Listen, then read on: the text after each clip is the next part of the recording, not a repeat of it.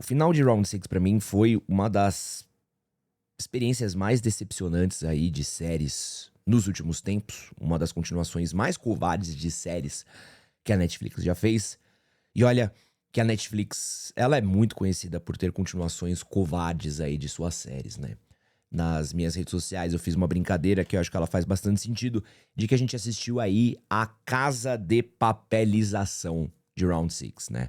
Aquela série que ela tinha uma proposta bonitinha, acertadinha, arrumadinha pra uma primeira temporada, foi muito esticada e ela acaba sendo diluída de seu propósito, ela acaba sendo diluída de seu significado e quando chega no final, ela tem um final que ela é ou decepcionante ou o pior dos casos possíveis, que é ser algo esquecível.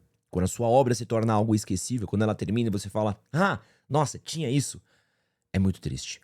E acho que daqui a alguns anos a gente vai sequer lembrar de como terminou essa série do Round Six, ou sequer vai lembrar da segunda, da terceira temporada, de tão esquecíveis, de tão diluídas, de tão rasas que elas foram, tal qual foram com 30 Reasons Why, You, Orange is the New Black, House of Cards e várias outras séries da Netflix que passaram exatamente por esse mesmo processo aí, que foi o que aconteceu com Casa de Papel. E raras são as exceções de séries da Netflix que encontram um propósito, assim, esticar as suas temporadas no prolongar das suas tramas e do jeito como elas terminam, assim. Acho que, penso aqui de cabeça, talvez BoJack Horseman seja a série mais amarradinha, assim, que eu lembro de primeira da Netflix que terminou. Eu olhei e falei, ah, legal, isso aqui tem uma conclusão de tão ruim que é a Netflix e como trata a Netflix com algumas das suas IPs, assim. Então, são bons começos, boas obras. Quando não é uma minissérie como Bebê Rena, ela acaba sendo esticada, diluída, e acontece o que aconteceu aqui com Round Six.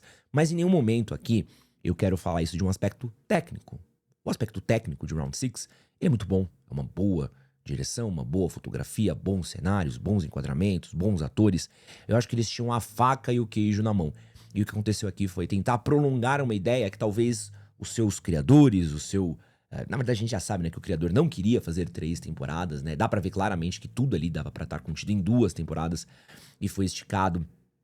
E dá pra ver que o jeito como foi concluído não é satisfatório. Algumas coisas ele perde um pouco a linha, o tom da primeira temporada pra segunda temporada e da segunda pra terceira é muito inconstante. Você tá de uma parada séria, depois vai pra uma comédia, depois volta pra uma parada mais séria. E o jeito como a gente é apresentado a diversos personagens, a diversas tramas, e a parecer que vamos se aprofundar, vamos ter mais daquilo, ou talvez isso vá ter novos desfechos. Não, esses personagens são descartados, são jogados pra fora, esses personagens são completamente tirados da história, alguns de maneira muito rápida, algumas de maneiras muito bruxante, alguns feitos dos personagens são esquecidos, pra no final você falar, ah, tá, era isso que você queria com esse personagem? E me deixou muito desapontado o final de Round Six. Antes de continuar esse vídeo, quero me apresentar. Meu nome é Edson Castro, seu melhor amigo na internet. Se você não é inscrito por aqui, quero convidar você para se inscrever. Esse é meu canal de cortes, mas é o canal também onde eu falo sobre filmes, cultura pop, quadrinhos, jogos e outros temas também por aqui. Então, não esquece de deixar seu like, de se inscrever. Comenta para mim o que você achou do final de Round Six.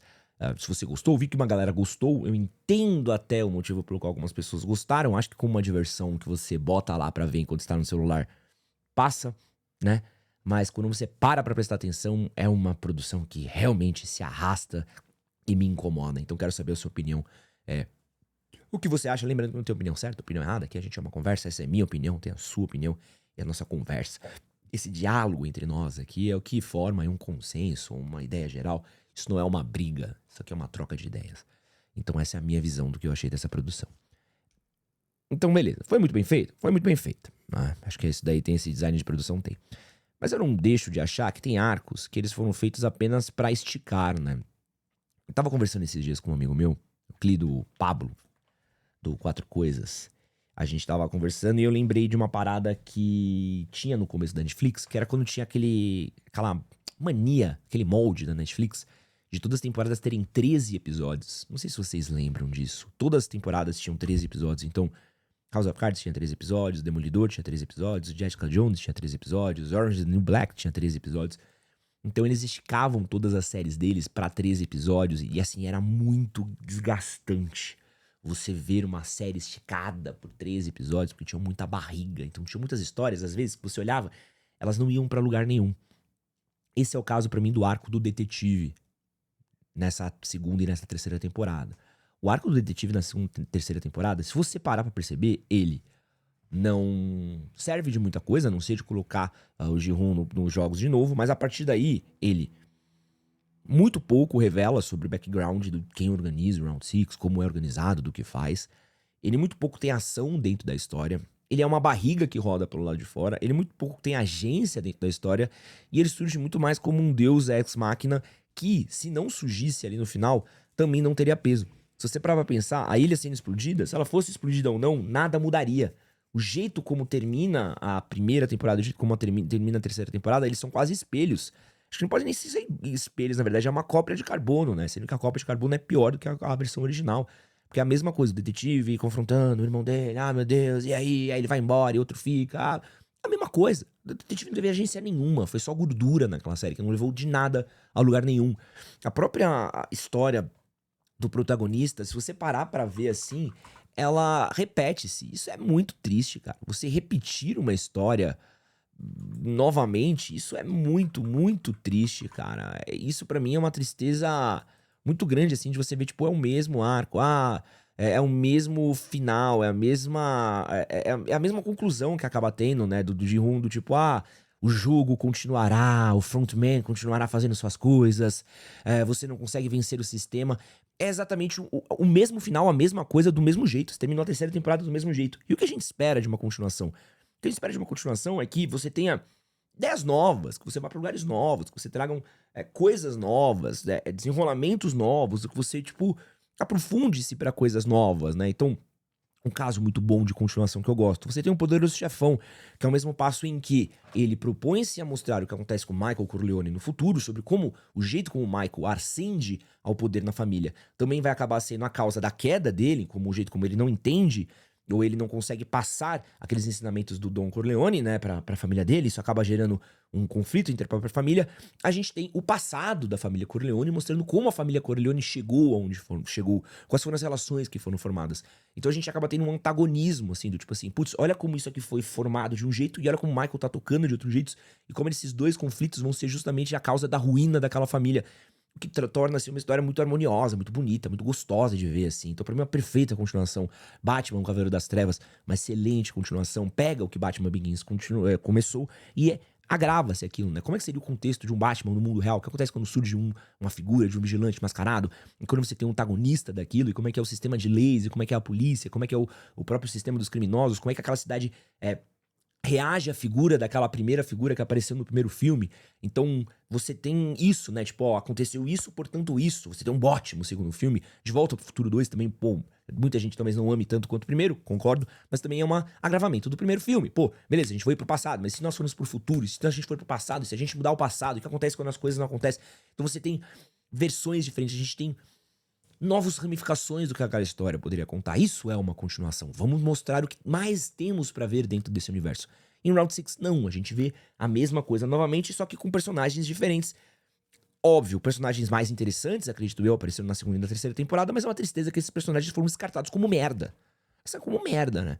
É uma coisa com personagens assim, pô, é muito rápido o desfecho de alguns personagens, eles são jogados no lixo em determinado momento, o que me deixa chateado. Tipo assim, pô, caraca, na esperança de a gente ter mais personagens pra carregar a história junto com o Ji-hoon, não, no final é mesmo, voltamos pro Ji-hoon novamente, e é isso, e acabou, e vambora.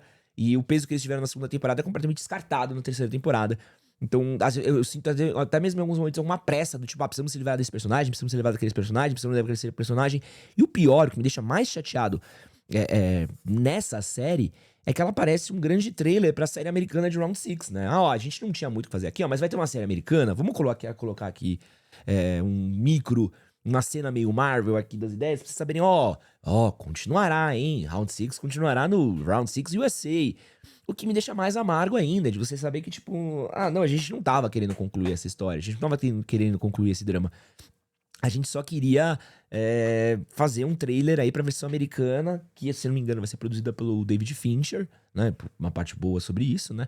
Mas, infelizmente, se a gente lembrar que o que aconteceu com a última série que ele produziu na Netflix, já não ficaria tão feliz, né? Que foi o caso, foi Mindhunter, foi cancelado.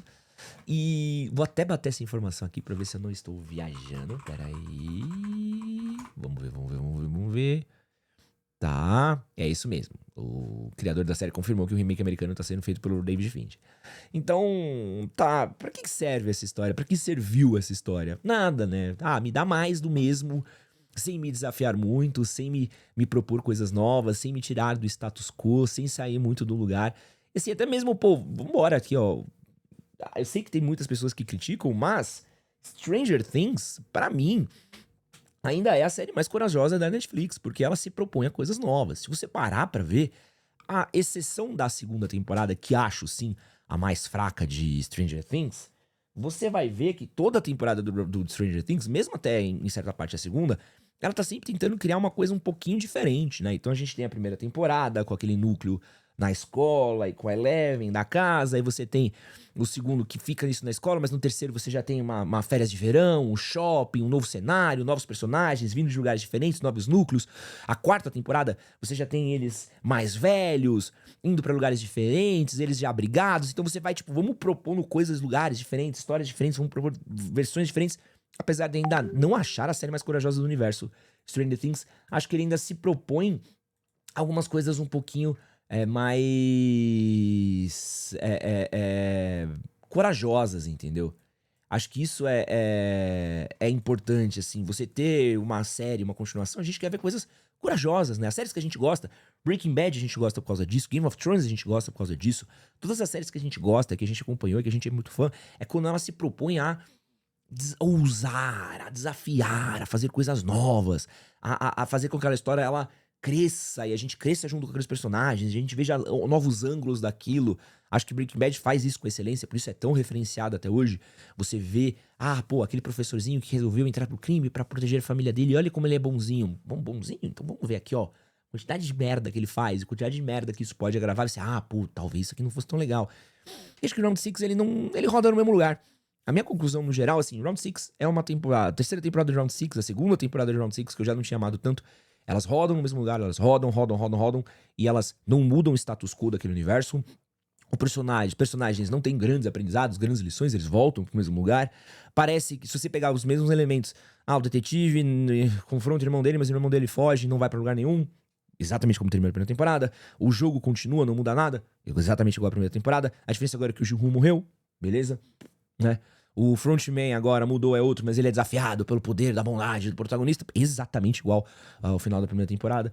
Então, aqui serviu essa segunda e essa terceira temporada. Serviu pra manter a gente, novamente, dentro do algoritmo de engajamento do Netflix, com mais tempo de horas, com mais tempo de assinatura.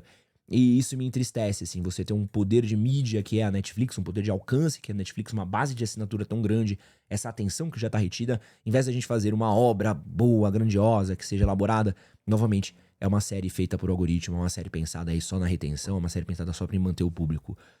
Pra Round 6, temporada 3 aí, pra mim, uma sonora nota 4, 5, tá? Se você acho mais corajoso você ver as cenas, bota aí, Round 6, Season 3, Cine, vê a cena dos jogos, que talvez seja a coisa mais interessante que tem na série, e de resto, pula fora.